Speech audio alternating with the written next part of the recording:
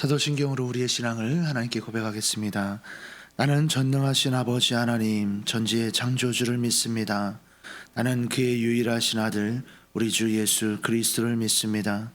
그는 성령으로 잉태되어 동정녀 마리아에게서 나시고 본디오 빌라도에게 고난을 받아 십자가에 못 박혀 죽으시고 장사된 지 사흘 만에 죽은 자 가운데서 다시 살아나셨으며 하늘에 오르시어 전능하신 아버지 하나님 우편에 앉아 계시다가 거기로부터 살아있는 자와 죽은 자를 심판하러 오십니다. 나는 성령을 믿으며 거룩한 공교회와 성도의 교제와 죄를 용서받는 것과 몸의 부활과 영생을 믿습니다. 아멘. 우리 함께 찬송가 212장 우리 함께 찬양하시겠습니다.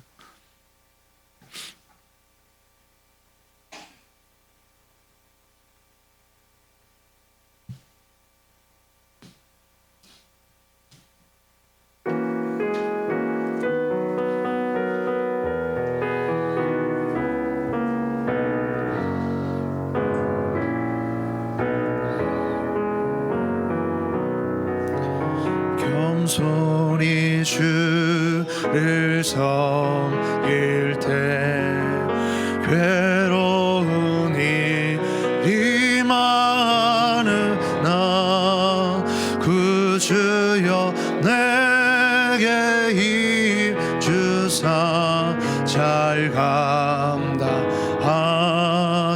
하소서. 인자한 말을 가지고 사람을 감화시키며 갈 길을 잃은 무리를 잘 인도하게 하소서.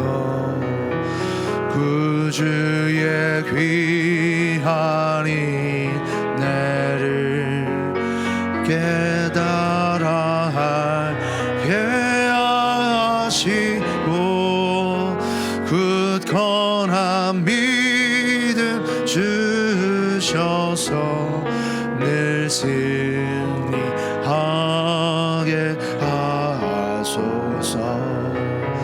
장래의 영광 비추사 소망이 되게 하시며 그 주와 함께 살면서 참 평강 얻게 하소서.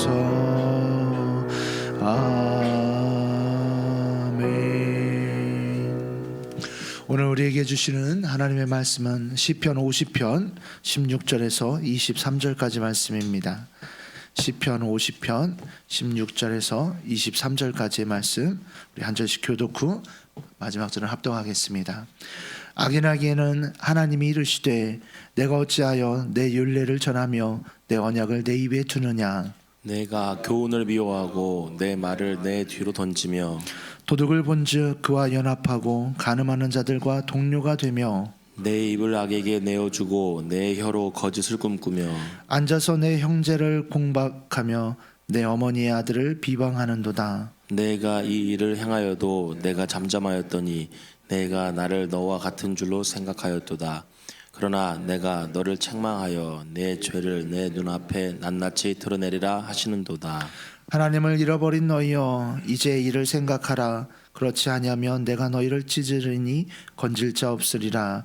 감사로 제사를 드리는 자가 나를 영화롭게 하나니 그의 행위를 옳게 하는 자에게 내가 하나님의 구원을 보이리라. 아멘. 기도하겠습니다. 좋으신 아버지 하나님, 은혜를 감사합니다. 지난 간밤에도 저희들을 주님 품 안에서 편히 쉬게 해주시고 또 이 새벽에도 저희들을 주 앞에 불러주심을 감사합니다.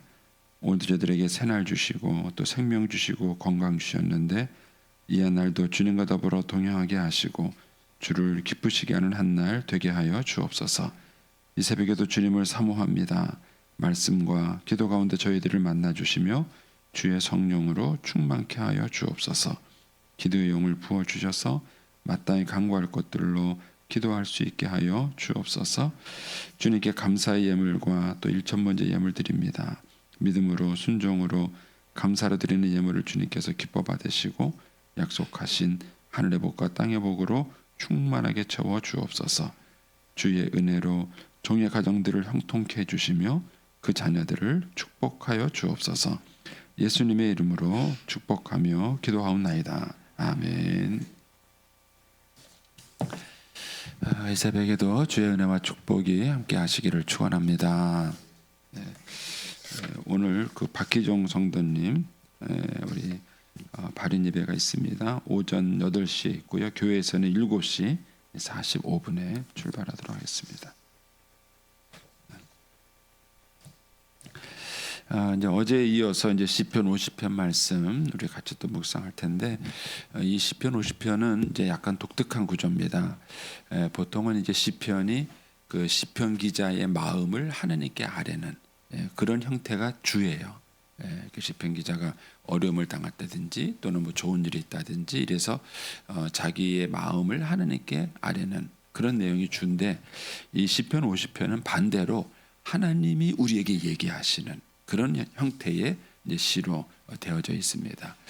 그런데다가 이제 재판 형식을 빌어서 하나님께서 이제 불러서 그들을 재판하는 그런 형식으로 이 시가 되어 있습니다. 그래서 이 시는 예언적인 성격과 이제 교훈적인 성격 이 두 가지를 다 가지고 있는 이제 그런 시입니다. 먼저 이제 구절을 조금 이렇게 다시 한번 좀 보겠습니다. 1절에 가시면 전능하신 하나님, 전능하시니 여호와 하나님과 하나님을 세 가지로 불렀어요. 전능하신 분이다, 여호와시다, 하나님이시다 이렇게 이제 부르셨죠. 그리고 해돋는 데부터 해지는 데까지 세상을 부르십니다. 그 부르신 사람들을 모습을 이제 6절까지 이렇게 쭉 진행이 되죠. 그러면서 7절에 가서는 내 백성들아 이렇게 시작을 합니다. 그것이 이제 15절까지고요. 이제 우리가 오늘 보는 말씀에서는 악인에게는 하고 이렇게 시작이 됩니다. 근데 이제 이거는 같은 사람들을 두고 이제 얘기를 한 것입니다. 그러니까 믿는 이스라엘 백성들을 향해서 이제 한 번은 내 백성들아 이렇게 부르시고 이제 한 번은 악인아 이렇게 부르셨습니다. 그래서 이제 두 가지를 이들의 잘못을 이제 지적을 하십니다. 이제 어제 지적을 한 것은 그들이 하나님께 제물을 드리는데 마음이 없는 제물을 드린 것이죠. 그래서 하나님이 그거를 지적하십니다. 그래서 신자들의 신앙이 변질될 위험이 있는 첫 번째 위험은 뭐냐면은 종교적 형식주의입니다. 그래서 신앙생활을 오래 하시면 신앙생활이 익숙해지십니다. 신앙생활이 익숙해지시면 예배가 아닙니다. 저도 이제 저 스스로 놀랄 때가 있는데요. 찬송을 틀리지 않게 부르면서도 머리는 다른 생각할 수 있습니다. 한번 해보셨어요? 예, 워낙 오래됐어요. 이 찬송가를 벌써 뭐 제가 고등학교 때 뭐 중고등학교 때부터 불렀던 찬송 아닙니까? 예, 그러니까 오랫동안 불렀기 때문에 입에 붙어요. 입에 붙어가지고 얼마든지 딴 생각하면서 찬송 부르세요. 주기도문 사도신경 어떻습니까? 주기도문 하면서도 입으로는 틀리지 않게 하면서도 머릿속으로는 딴 생각이 가능합니다. 익숙해진 겁니다. 익숙해지면 예배가 되지 않을 수 있습니다. 신앙이 되지 않을 수 있습니다. 모든 면에서 그렇죠. 우리가 이제 가정 안에서도요. 이렇게 부부가 익숙해지면 무례해집니다. 말도 막 하고요. 행동도 막 해요. 근데 미쓰기한테는 그렇게 안 하잖아요. 그렇죠? 미쓰기한테는 행동을 조심합니다. 그런데 집에 가서는 자기 배우자들에게 행동이 막혀요. 익숙하기 때문에 그렇습니다. 그래서 우리가 신앙생활할 때 신자들의 믿음의 변질이 어디서 오는가? 예배의 변질이에요. 예배의 변질. 예배가 익숙해지고 그렇습니다. 그러나 익숙해진다 그래서 예배를 잘 드리는 것이 아닌 것입니다. 그래서 이제 신앙의 익숙함에 빠지는 것이 굉장히 위험한 것입니다. 이제 예배의 변질을 지적한 것이 이제 어제 말씀이에요. 이제 오늘은 이제 한 걸음 더 나가서 이제 악인에게는 이렇게 말하면서 이제 이스라엘 백성들을 심판하시는데 오늘은 삶에 대한 문제를 심판하십니다. 그래서 신앙의 변질은 이 두 가지예요. 신앙에 하는 것이 종교적 형식주의에 빠지든가, 그 다음에 신앙과 삶이 분리되는, 괴리가 되는 현상이에요. 교회에서 신앙생활하는 것과 그 다음에 일상에 살아가는 삶이 하나도 연결이 되지 않는 것입니다. 근데 그것이 이제 위기가 되는 것이죠. 근데 우리 한국 교회는 사실 이 두 가지 위기가 다 있습니다. 두 가지 위기가 다 있어서 저도 언젠가 말씀드렸죠. 목회자가 너무 익숙해요. 그러니까는 예배를 드리는 게 너무 익숙합니다. 목회자 자신이 예배를 안 드려요. 목사가 예배를 안 드려요.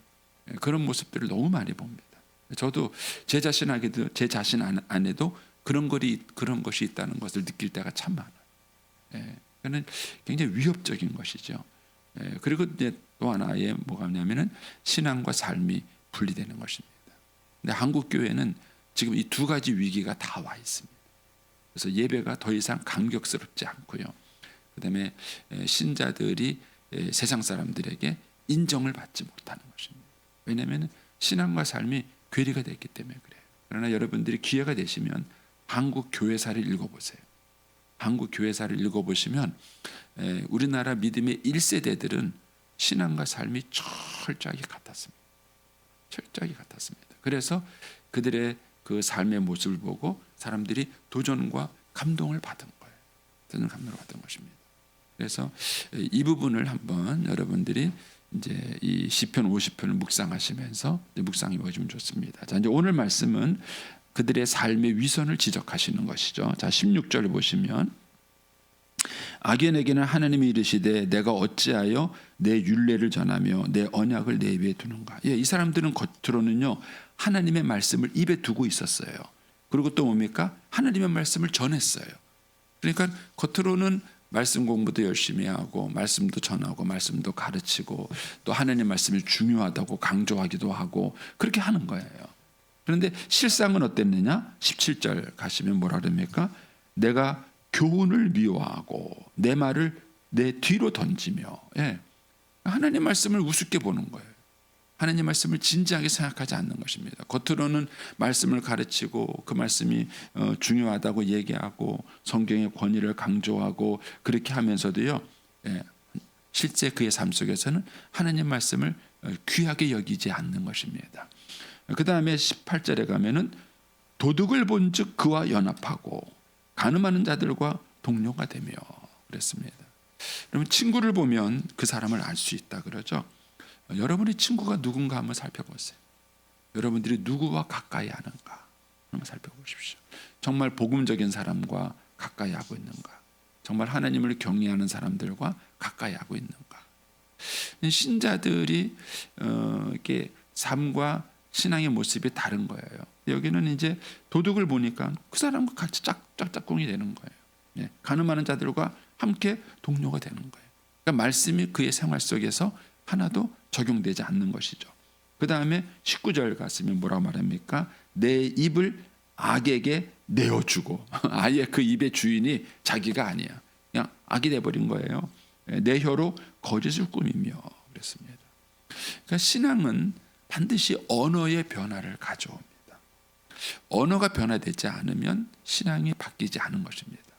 부부 사이에도요 조심할 게 뭐냐면 상대방이 나한테 말을 친절하게 하지 않으면 마음이 흔들린다는 걸 의심하셔야 됩니다. 저도 이제 40대 중반기에 왔을 때 아내에 대한 불만이 생긴 거예요. 물론 이제 그때 갑자기 생긴 건 아니죠. 살다 보니까 연애 시절하고 다르잖아요. 연애하던 데서 다르게 살다 보니까 자꾸 이제 허물도 보이고 불평도 생기고 그러는 거죠. 근데 그런 거를 뭐 쉽게 잘 말을 하지 않습니다. 그러나 아내는 불만이 쌓이는 거예요. 그러면 이제 그 불만이 쌓인 게 어떻게 나오냐면은 배우자에게 투명스럽게 말을 합니다. 말을 막 합니다. 그리고 친절하지 않은 거예요. 그런데 미쓰기한테 더 그렇게 할까요? 그건 남의 여자니까 그렇게 하지. 그러면 자기 여자한테 더 잘해야죠. 그러니까 언어라는 거는 그 사람의 신앙의 수준을 표현하는 것입니다. 근데 교인들이 말을 막 해요. 특히 권사님들 말을 막 하세요. 예, 조심성이 없으세요. 그거는 권사님들의 믿음의 수준을 보여주는 겁니다. 저는 그래서 권사님들의 영성은 부엌에 있다고 믿는 사람이에요. 우리 교회가 이제 다시 주방을 시작을 할 텐데 어떻게 할지 궁금해요. 예, 예배 드릴 때 얼마나 착한 척 하겠습니까? 저녁 공부할 때 얼마나 착한 척 하겠습니까? 그런데 이제 부엌 가서 일해 보면은 쉽지 않은 거예요. 근데 거기서 말을 친절하게 할 수 있는가? 상대방을 배려하는 말을 할 수 있는가? 여러분, 거기서 영성이 드러나는 거예요. 시어머니의 영성은 며느리가 압니다. 예, 며느리에게 인정받지 못하는 시어머니는 재고해 보셔야 돼요. 다시 한번 고민해 보셔야 돼요. 예, 저는 마찬가지겠죠. 제 영성은 우리 부목사님들이 평가합니다. 여러분한테는 제가 왜 친절하게 못하겠습니까? 그렇죠? 교인들한테야 제가 조심하고 친절하고 그렇게 할 수 있겠죠. 근데 제가 쉽게 실수할 수 있는 사람이 누구겠어요? 네? 부목사님들이죠. 제 후배 저한테 잘못 보면 죽어요. 예. 그러니까 이제 제 영성을 제대로 평가해 줄 수 있는 사람들은 부목사님이죠. 여러분, 반드시 그 신앙은 언어의 변화를 가져오게 됐습니다. 예수님도 그 속에 쌓은 선을 가지고 쌓은 선한 말을 한다. 쌓은 악을 가지고 악한 말을 한다. 이렇게 얘기를 한 거예요. 그래서 뭐라 그래도 뭐 그 사람이 성경 공부를 아무리 많이 하고 무슨 뭐 기도 생활을 아무리 많이 해도 언어가 바뀌지 않으면 바뀌지 않은 것입니다.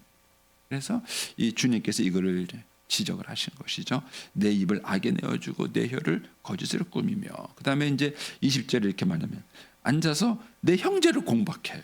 내 어머니의 아들을 비방해요. 진짜 재밌지 않습니까? 예.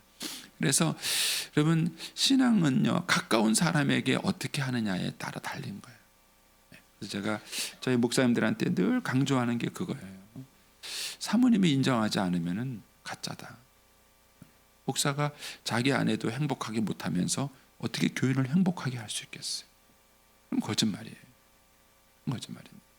근데 여기서 재밌잖아요. 내 형제를 공박하며 내 어머니의 아들을 비방하는다. 그래서 예수 믿는 사람들이요 구역 예배 모여가지고요 교인들을 헐뜯는 얘기 하지 마세요. 그거는 신앙적으로도 옳지 않을 뿐더러 영성을 떨어뜨리는 것입니다. 그런데 교회 안에 온갖 소문은 구역 예배에서 나온다는 썰이 있습니다. 예, 거기 앉아서 누구 얘기하고 누구 비방하고 그러지 마시는 거예요. 이제 우리가 이제 이강철 목사님을 통해서 코이노니아를 배우지만 구역에 모이면 거기 있는 사람 얘기를 하세요. 내 얘기를 하시면 돼요. 내 간증을 얘기하고 내 감사를 얘기하고 내 기도 제목을 얘기하고 내 얘기를 하면 되는 거예요. 근데 그 자리에 없는 사람 얘기를 뭐하러 하세요? 그러니까는 신앙이 이제 위기에 빠지게 되는 것이죠. 그래서 내 형제를 공박하고 어머니의 아들을 공박하는 거. 이거는 이제 믿음의 자녀들도 되겠지만은 실제적인 또 어머니의 아들도 되는 거예요. 그래서 우리 예수 믿는 사람이 자기 형제들에게 어떻게 잘하는가, 실제 자기 친인척과 안 말하는가. 그래서 정말 신앙생활을 우리가 제대로 잘하고 있고 또 하나님이 우리를 축복해 주신다면 반드시 형제 사이에 우애가 있어요. 하나님이 그렇게 가도록 우리를 도와주셔요. 물론 나 혼자 노력해서 될 문제는 아니죠. 내가 아무리 잘해도 상대방이 잘못하면은 쉽게 화목하게 되는 것은 아닙니다. 그러나 중요한 것은 내가 믿음으로 살아가면은 하나님이 도와주셔요. 그래서 반드시 예수 믿는 사람은 형제와 화목하게 되어 있습니다. 그게 믿음의 증거예요. 그러니까 주님께서 16절을 말씀하시고 17절에서 20절까지가 그들의 위선적 삶을 지적하신 거예요. 16절에 보면은 겉으로는 하나님 말씀을 자랑하고 겉으로는 하나님 말씀을 입에 담고 있는데 17절에서 20절까지 보면은 삶에서는 전혀 그 말씀이 안 나타나는 거예요. 그 말씀을 배우고 알고 있다는 증거가 거기에는 전혀 나타나지 않는 것이죠. 이런 사람들을 향해서 악인이다, 주님이 이렇게 칭하신 것이죠. 그러면서 21절을 보세요. 21절에 보면 내가 그들을 향해서 말하는 거죠. 이 일이 뭡니까? 17절에서 20절이에요. 이 일을 행하여도 내가 하나님이요. 하나님이 잠잠하였더니 내가 나를 너와 같은 줄로 생각하였도다. 인간이 착각하는 거죠. 하나님을 자기 수준으로 생각하는 거예요. 애들하고 놀다 보면 재밌잖아요. 애들이 숨었다 찾아라 그러면은 자기만 얼굴 눈만 가렸어. 자기만 안 보이면은 엄마 아빠도 안 보이는 줄 아는 거예요. 그래서 찾아라 그렇게 말을 해요. 근데 이게 이제 애들만 그런 것이 아니라 우리들도 그러는 거예요. 우리가 인생을 살아가면서 하나님을 내 수준으로 생각하는 거예요. 여기에서 신앙의 위선과 착각이 일어나는 거예요. 하나님은 하나님이시지 인간과 다르신 거예요. 근데 하나님을 자기 수준으로 생각하는 거예요. 자, 이와 똑같은 것이 어제도 그런 얘기를 나와 있죠. 자, 12절 말씀 보세요. 12절 말씀 보시면 내가 가령 주려도 내게 이르지 아니할 것은 세계와 거기에 충만한 것이 내 것임이라 내가 수소의 고기를 먹으며 염소의 피를 마시겠느냐. 똑같은 거 아니에요. 인간을 하나님 수준으로, 하나님을 인간의 수준으로 생각하는 거예요. 그래서 너희 보고 제사를 드리라 그랬다니까는요, 하나님이 그거 먹는 줄 아는 거예요. 하나님을 인간으로 자꾸 착각한 것이죠. 하나님이 배가 고파서 먹으시는 분이냐? 아니죠. 뭐 가진 게 없어서 달라고 하느냐? 아닌 것입니다. 그런데 하나님을 인간처럼 생각한 거예요. 그래가지고 마치 하나님이 배가 고파서, 마치 하나님이 돈이 없어서 이스라엘 백성들에게 제사를 드리라고 말한 것처럼 그들이 착각하는 거예요. 그러니까 그 신앙이 왜곡되고 예배가 왜곡되는 거예요. 근데 삶에 있어서도 마찬가지죠. 21절 다시 가면 내가 이 일을 향하여도 내가 잠잠하였더니, 여러분 하나님은 인애와 자비와 긍휼이 무궁하신 분이에요. 기다리시는 거예요. 기회를 주시는 거예요. 그런데 우리는 그 하나님의 긍휼과 자비를 하나님이 모른다고 생각하는 거예요. 바보라고 생각하는 거고 하나님이 내 일을 지켜보지 않는다고 생각하시는 거예요. 착각하고 있는 것이죠. 그러나 하나님은 기다리는 거예요. 우리가 회개하길 기다리고 달라지길 기다리면서 기회를 주시는 거예요. 계속 기회를 주시고 기다리는 거예요. 그런데 이걸 우리가 착각하는 거예요. 하나님을 자기 수준으로 생각하는 것이죠. 그러나 내가 너를 책망하며 내 죄를 내 눈앞에 낱낱이 드러내리라. 이 날이 오면 늦은 거죠. 하나님께서 이때가 되면 이제 우리를 책망하시고 우리를 심판하시는 날이 되는 것이죠. 하나님을 속일 수 없습니다. 사람은 속일 수 있을지 모르겠지만 하나님은 속일 수 없어요. 주님께서 이 일을 지적하십니다. 그러면서 궁극적으로 22절에 이렇게 말씀하시죠. 하나님을 잊어버린 너희여 이제는 이를 생각하라 그랬습니다. 그래서 모든 신앙의 변질은 하나님을 잊어버리는 것, 또 21절에 내가 너와 같은 줄로 착각하는 것, 즉 다르게 표현하면은 하나님에 대한 오해와 왜곡이에요. 이게 신앙의 변질이에요. 그래서 하나님을 잘 모르는 겁니다. 그래서 신앙이라는 것은 하나님이 어떤 분인지를 정확하게 알아갈수록 신앙은 건강해지는 거예요. 그런데 하나님을 잘 모르면 모르는 만큼 신앙은 왜곡되는 것입니다. 그래서 성경을 읽으면서 신앙생활하는 게 중요해요. 무턱대고 하시면 안 돼. 무턱대고 열심히 하면 안 돼. 제가 아내를 사랑한다 그래서 이제 우스갯소리 하나 해드릴게요. 제가 이제 이제 젊었을 때 이제 농촌교회에서 있을 때예요. 사례비를 40만 원 받았잖아. 그랬다 그랬잖아요. 근데 이제 그런 때 이제 아이도 이제 3명 키우고 그럴 때인데 제가 이제 공부 열심히 한다고 이제 서울로 공부해요. 그럼 이제 월요일 날 가요. 그러면 이제 금요일 날 올 때가 많아요. 월요일 날 가서 일주일 동안 가고 그러면 이제 아내 혼자 집에 있잖아요. 애 3 키우고 막 정신없는 거죠. 돌아올 때 되면 아내한테 미안한 마음이 있어요. 그래서 뭐라도 좀 고마운 마음을 표현해야 되는데 돈이 있어야죠. 돈이. 그리고 제일 좋은 게 뭐였냐면 들어오다 꽃 한 송이 사오는 거예요. 꽃 한 송이. 꽃 한 송이는 뭐 얼마 안 하니까. 그래서 이제 세미나 갔다 들어올 때마다 아내한테 꽃 한 송이 사줬어요. 고마워하더라고요. 그런데 결혼 10주년 됐을 때 저한테 그러더라고요. 근데 여보, 나는 꽃보다 실용적인 게 좋아. 아내는 꽃은 아까운 거예요. 받아놓고 좋긴 한데 시들어 버리니까 아까운 거예요. 그래서 자기는 실용적인 게 훨씬 좋다고 그러더라고요. 10년 만에 그 얘기하더라고요. 10년 만에. 제가 아내 스타일을 잘 모르는 거죠. 실제로 MBTI에서 아내는 현실형이에요. S형입니다. 저는 약간 이상형입니다. U형이. 그래서 이제 약간 다른데 우리가 이제 상대방을 잘 모르면 내 딴에는 한다고 한 거예요.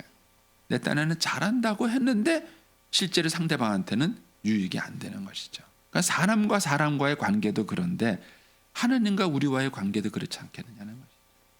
그러니까 우리가 하나님을 섬긴다고 하나님을 잘한다고 열심히 했는데 하나님의 마음을 잘 모르는 거예요.